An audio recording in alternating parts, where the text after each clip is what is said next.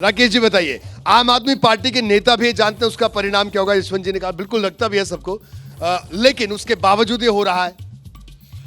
मुझे लगता है ये मेरा अपना आकलन है कि कांग्रेस ने आम आदमी पार्टी के साथ गठबंधन करके आत्मघाती कदम उठाया है। तो मैं इसलिए कह रहा हूं कि 2013 में यदि आम आदमी पार्टी को सपोर्ट कांग्रेस नहीं करती तो आज कांग्रेस इस स्थिति में नहीं पहुंचती। आज जो उसका गठबंधन हुआ है उसमें दो चीज़ें महत्वपूर्ण है। पहला ये कि कांग्रेस का कार्यकर्ता ये सोच रहा है कि हम मतदाता के पास किस मुंह से जाए कि आप आम आदमी पार्टी को वोट दीजिए। 6 महीने के बाद हमें विधानसभा चुनाव लड़ना है, उसी 6 महीने के बाद जो हम विधानसभा में जाएंगे तो हम कहेंगे कि आम आदमी पार्टी की ये नाकामी रही है और इस नाकामी पे इसको वोट मत दीजिए। तो आज ऐसे असमंजस की स्थिति में कांग्रेस ने अपने कार्यकर्ताओं को खड़ा कर दिया है। मतलब कांग्रेस एक कैडर बेस्ड पार्टी है और आज उसका कैडर असमंजस में है। ऐसे में जो आपका आकलन दिख रहा है और जो आपका आंकड़ा दिख रहा है वो सारी चीजों को सही साबित कर रहा है। जी, आकलन की बात हो रही है, ये दर्शकों को बताना बहुत आवश्यक है कि पिछले विधानसभा चुनाव में कांग्रेस पहुंच गई 0 पे जी, और पिछले लोकसभा चुनाव के पहले शीला दीक्षित जी को मुश्किल से चंद महीने पहले चार्ज दिया गया था दिल्ली में कांग्रेस का दोबारा से। आपको पता है 2019 के लोकसभा चुनाव में 3 महीने के अंदर शीला दीक्षित जी ने कांग्रेस को नंबर 2 की हैसियत पे पहुंचा दिया था 3 महीने में। और ये जितना मैं समझता हूं और मैं इनकी बात से ये सहमत हूं कि कांग्रेस ने आम आदमी पार्टी के साथ में दिल्ली में जो गठबंधन किया है, अपनी वापसी के इस प्रदेश की राजनीति में अपनी वापसी के सारे रास्ते उसने स्वयं बंद कर लिए, सारे रास्ते खुद बंद किए। जी, दूसरा एक सबसे महत्वपूर्ण विषय ये है कि दिल्ली में पिछले लोकसभा चुनाव में कांग्रेस 5 सीटों पे दूसरे नंबर पे थी और 2 सीटों पे तीसरे नंबर पे थी और उसने 5 सीटें अपनी दूसरे नंबर वाली सीटें भी आम आदमी पार्टी को दे दी। तो ऐसी कौन सी मजबूरी थी या भारतीय जनता पार्टी को रोकने के लिए किस हद तक जाना चाहती है? क्या अपने आप को खत्म करने के लिए उतारू है कांग्रेस? जी, ये बड़ा सवाल है। भाई दुबे साहब क्या कहेंगे? ये गठबंधन नहीं, आत्मघाती फैसला है। राकेश जी का ये कहना है। राकेश जी की राय है, मैं उस पर टिप्पणी नहीं करूंगा। मैं ये कह रहा हूं कि 2014 और 2019 के मुकाबले नई बात इस चुनाव में यही है कि इस बार एक गठजोड़ है भारतीय जनता पार्टी के मुकाबले, जो पहले नहीं था। अच्छा, गठजोड़ होने से हमेशा ही उसके अंदर ये पूछा जा सकता है कि भाई वोटों का ट्रांसफर होगा कि नहीं होगा। और 2 ऐसी पार्टियों में जो कि विधानसभा चुनाव में जम के एक दूसरे से लड़ती हैं और आम आदमी पार्टी के बारे में माना जाता है अगर उन्होंने कांग्रेस को की पूरी सारी जगह ले ली तो उन दोनों में वोटों का ट्रांसफर होगा कि नहीं होगा। कार्यकर्ता एक दूसरे की मदद करेंगे कि नहीं करेंगे।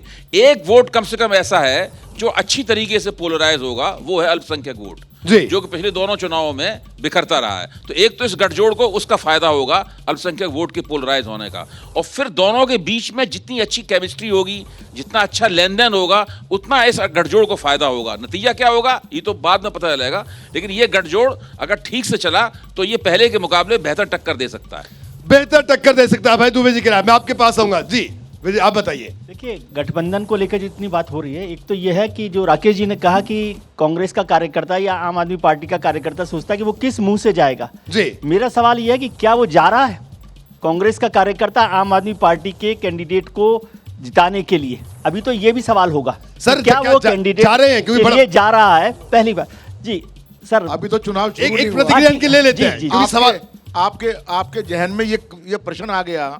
अभी तो चुनाव शुरू नहीं हुआ, आप निश्चिंत रहिए। जी, आप निश्चिंत रहिए। महागठबंधन के लिए हर छोटे से छोटा कार्यकर्ता, हर छोटे से छोटा नेता, बड़े से बड़ा नेता वोट मांगने। ठीक सर, विजय जी, अब अपनी बात पूरी करें। अब इनकी बात पूरी करें। आपके पास आऊंगा। समिति की मीटिंग हो चुकी है जी, बाकायदा उसमें तय हो चुका है, बाकायदा चिन्ह भी लगाया जाएगा, फोटो भी लगाई जाएगी, पक्का सर, और वोट भी मांगे जाएंगे। बिल्कुल। यदि ऐसा होगा तो वो ऐसा होगा तो सर छोटा सा, क्योंकि मैंने विजय जी की बात पूरी करनी है। आम आदमी पार्टी का शुरू हो चुका है जी, और कैंपेन शुरू हो चुका है जी। मैंने एक भी इनके पोस्टर लग चुके हैं और मेरा प्रूफ है कि हमारे एरिया में, नई दिल्ली में, लोकसभा में रहता हूं, एक भी फोटो पे कांग्रेस की फोटो नहीं है।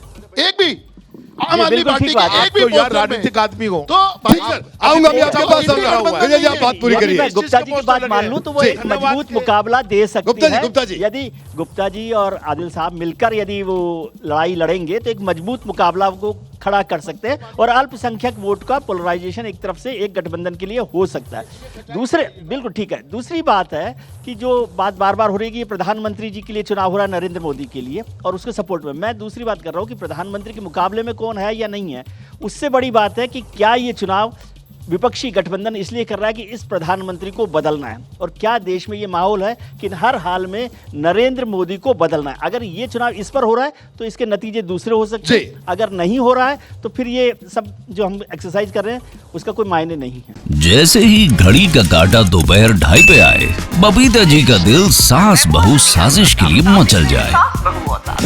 और ये है इनकी बहू, पूरे दिन ऑफिस की टेंशन हो जाए गॉन जब ये करें अपना फेवरेट शो फ्री टाइम पे ऑन। इनकी तरह आप भी देखें अपना फेवरेट शो अपने टाइम पर और डाउनलोड कीजिए एबीपी लाइव ऐप अपने स्मार्ट टीवी पर।